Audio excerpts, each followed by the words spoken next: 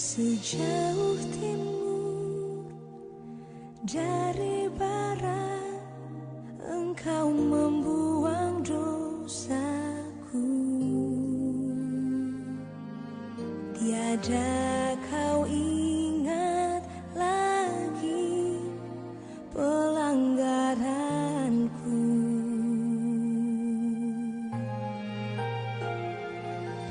Sejauh ke dalam tubir laut, Kau melemparkan dosaku. Tiada Kau perhitungkan kesalahanku. Betapa besar kasih pengampunanmu, Tuhan. Tak Kau pandang hina hati yang hancur.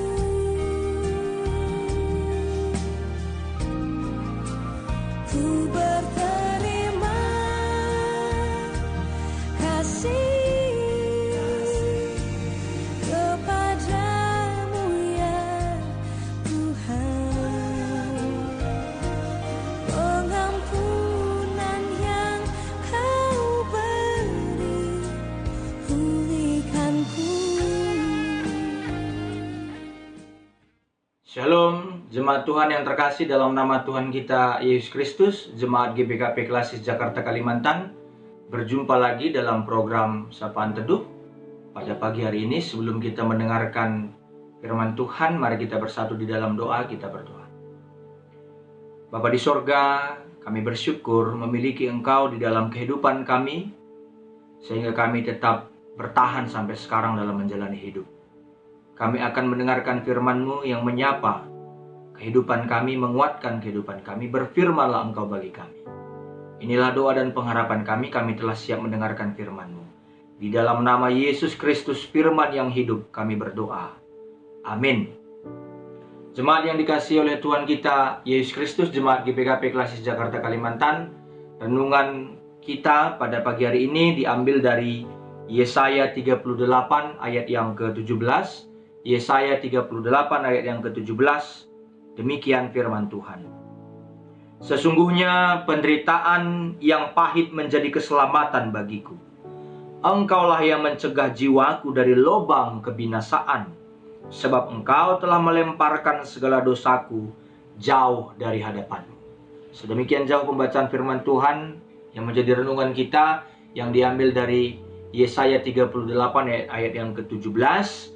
Saya menyapa kembali, salam bagi kita semua, salam sehat, salam sejahtera, Jemaat GBKP, dimanapun Anda berada, Tuhan memberkati kita sekalian. Bapak Ibu Saudara-saudari yang terkasih dalam nama Kristus Yesus, secara populer orang-orang Kristen sering sekali membuat pembedaan antara mencobai ataupun dalam bahasa Inggris tempting dan menguji ataupun dalam bahasa Inggris testing. Tempting dan testing ya. Ada perbedaan antara kata mencobai dan menguji. Kalau kita artikan, pencobaan itu dilakukan oleh si jahat dengan tujuan agar orang yang dicobai itu jatuh. Ujian itu dilakukan oleh Tuhan agar iman orang itu bertumbuh. Ini ada perbedaan ini antara mencobai dengan menguji. Allah tidak pernah mencobai. Karena kalau dalam bahasa aslinya, dalam bahasa Yunani, kata mencobai itu artinya perasmos. Perasmos itu lebih daripada menjebak. Seperti itu. Atau dalam bahasa Karo, isi dingi. Itu dalam bahasa Karo ya. Allah tidak pernah menjebak kita. Kalau dalam bahasa Karo, dibatalah pernah nidingi kita. Tidak pernah menjebak kita. Tapi Allah menguji kita untuk membuat hidup kita bertumbuh benar. Sesuai dengan firman Tuhan yang dibacakan pada pagi hari ini bagi kita. Seperti itu. Jadi, pencobaan itu dilakukan oleh si jahat dengan tujuan agar orang yang dicoba itu jatuh. Sementara ujian itu dihadirkan Allah untuk membuat kita semakin bertumbuh. Nah, pembedaan itu tampaknya berangkat dari keyakinan bahwa Allah tidak pernah mencobai manusia. Artinya, Allah tidak pernah menginginkan manusia jatuh ke dalam dosa. Seperti itu. Mungkin salah satu ayat yang sering sekali dipakai untuk menjadi landasan keyakinan ini kan Yakobus 1 ayat 13, apabila seorang dicobai, janganlah ia berkata, pencobaan ini datangnya dari Allah. Tentu saja saya secara pribadi yang memberi renungan pada pagi hari ini sepakat dengan pendapat ini. Tapi pada saat yang bersamaan, saya ingin menegaskan, dalam rangka kita mendapatkan perenungan dari Yesaya 38 ayat 17 ini, saya ingin menegaskan Allah juga tidak menjauhkan kita dari pencobaan. Bukankah kalau dibaca lagi di 1 Korintus 10 ayat 31 dikatakan bahwa Allah tidak akan membiarkan kamu dicobai melampaui kekuatanmu. Kalimat ini sebenarnya dapat ditulis ulang seperti ini. Kalau ditulis ulang, Allah akan membiarkan kamu dicobai, hanya saja pencobaan itu tidak akan melebihi kekuatanmu. Nah, kira-kira seperti itu kalau dituliskan ulang, ya, diformulasi ulang kalimatnya. Jadi Allah memang akan membiarkan kita dicobai oleh si jahat. Tapi pencobaan itu pastilah masih berada pada kadar yang mampu untuk kita atasi, untuk kita tanggung, untuk kita tanggung jawabi, untuk kita atasi, kira-kira seperti itu. Nah, bagaimana lagi kalau dengan salah satu kalimat di dalam doa Bapa kami? Janganlah membawa kami ke dalam pencobaan, tetapi lepaskanlah kami daripada yang jahat. Seperti itu, Allah membawa kita ke dalam peristiwa yang dapat dipakai oleh iblis untuk mencobai kita. Tapi ketika itu terjadi, ingat ya, ketika itu terjadi, Allah tidak pernah meninggalkan kita. Begitu. Allah tidak pernah meninggalkan kita. Karena Yesus juga dituntun oleh Roh Allah pergi ke padang gurun untuk dicobai oleh iblis. Tapi Allah tidak pernah, Allah melalui Rohnya yang menemani Yesus itu tidak pernah meninggalkan Yesus dalam menghadapi pencobaan iblis. Begitu. Iblis akan selalu mencobai kita, membuat kita jatuh. Tapi ingat, Allah tidak akan pernah meninggalkan kita. Sekalipun kita dicobai iblis, kita tidak sampai tergeletak. Saya ingin merefleksikan kembali Yesaya 38 ayat 17 ini yang menjadi kekuatan perenungan bagi kita di pagi hari ini. Allah membawa kita ke dalam peristiwa yang bisa dipakai oleh iblis untuk mencobai kita. Tapi ketika itu terjadi, Allah tidak pernah meninggalkan kita. Allah beserta kita, Allah menyertai kita. Sama seperti Roh Kudus tetap bersama dengan Kristus di padang gurun ketika Kristus dicobai. Begitu juga Allah tidak akan membawa kita ke dalam pencobaan yang melebihi kemampuan kita sampai kita jatuh ke dalam dosa. Saya kira jelas sekali Yesaya 38 ayat 17 ini bisa kita ambil perenungannya bagi kita di pagi hari ini. Saya ingin mengajak kita memasuki masalah pencobaan ini lebih dalam lagi. Ketika saya berkata Allah membawa kita ke dalam pencobaan, maka yang saya maksudkan bukanlah Allah mencobai kita. Sekali lagi, iblis yang mencobai kita, si jahatlah yang mencobai kita, bukan Allah. Tapi bersamaan dengan pencobaan itu, saudara-saudari, Allah bisa menguji iman kita. Kita benar-benar nggak mengandalkan Tuhan lewat pencobaan yang dihadirkan oleh iblis. Dalam pertarungan kita melawan iblis, kita mengandalkan Tuhan atau tidak? Kita berperang atas nama Tuhan atau tidak dalam melawan iblis? Itu maksud saya. Agar kita berhasil mengatasinya dan bertumbuh, kita harus bersama dengan Tuhan, mengandalkan Tuhan.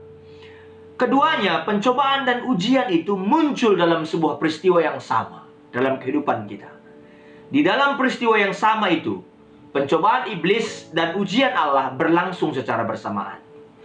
Setidaknya itu yang mampu menolong saya juga, yang membagikan renungan pada pagi hari ini, memahami peristiwa percakapan Allah dengan Ayub ketika Ayub diizinkan Allah untuk mendapatkan tekanan hidup. Diizinkan Allah dalam tanda petik. Jadi pemahaman semacam ini bisa membebaskan kita dari sikap naif untuk mengelompokkan peristiwa-peristiwa tertentu sebagai pencobaan dari iblis dan peristiwa-peristiwa lain sebagai ujian dari Allah. Kita tahu membedakannya akhirnya. Jadi peristiwa apapun yang kita alami setiap hari, yang kita dapatkan setiap hari, dapat melibatkan secara bersamaan pencobaan dan ujian. Tapi kita bisa membedakannya karena iman percaya kita kepada Tuhan. Bahkan sebuah peristiwa yang tampaknya menampilkan berkat Allah yang luar biasa, bisa saja cepat berubah menjadi sebuah pencobaan yang dipakai oleh iblis untuk menjatuhkan iman kita. Misalnya laris usaha kita, itu membuat kita nggak ke gereja loh. Gara-gara kita nggak bisa membagi waktu. Betapa banyaknya peristiwa baik berubah menjadi begitu buruk karena kegagalan kita untuk mengolahnya menjadi kebaikan sejati dan kesembarangan kita, kesembronoan kita untuk menjaga iman kita.